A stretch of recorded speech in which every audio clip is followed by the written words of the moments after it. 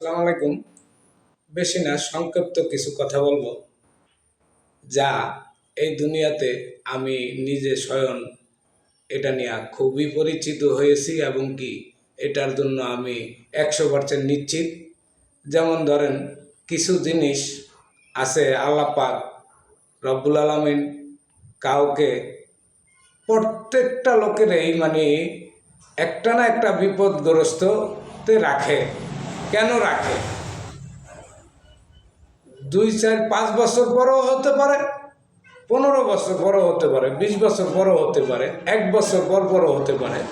যেমন বিগত 1 বছর পরে আপনি খুব সুখে ছিলেন, 1 বছর পরে আবার হিরিয়া আপনি একটু খুব দুঃখে ছিলেন। এটা কেন আল্লাহ পাক করে? আপনাকে বোঝানোর জন্য করে। না যদি বোঝেন, এই যে দুঃখে আসিলেন আর সুখে আসিলেন, এই জিনিসটা অনুভব যেন করতে পারেন, তার জন্যই আল্লাহ পাক আপনার সাথে এই ধরনের জিনিসগুলো বোঝার জন্য এবং শিখার জন্য, জানার জন্য, একজনকে জানানোর জন্য এগুলান বলে। যেমন আমারটাই বলি, আমি বিগত 3 বছর আগে একভাবে ছিলাম, খুব সুখে ছিলাম। দীর্ঘ 6 মাস পরে আমার জীবনে এরকম একটা অন্ধকার নামে আইছে, যা বলার মতো না। আমার ঘরের আসবাবপত্র বিক্রি করে তারপরে আমার সংসারের চাউল কিনিয়া খাইতে হয়েছে, এবং কি আমার কোনো আত্মীয় স্বজনের কাছে যায় 2 টাকার জন্য হাত পাতা লাগে না এবং লাগায় নাই আল্লাহ।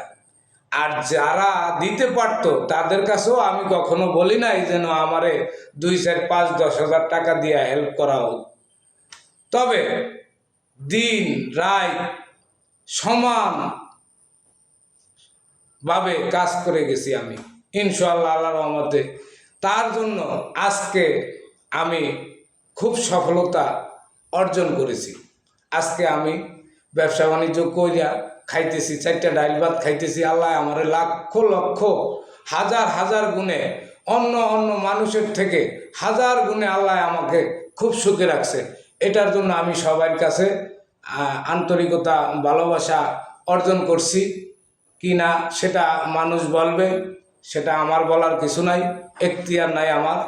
আমি ভালো বললে আমার ভালো, সেটা ভালো নয়। অন্য যদি কখনো আমাকে ভালো বলে, সেটাই আমার জন্য ভালো।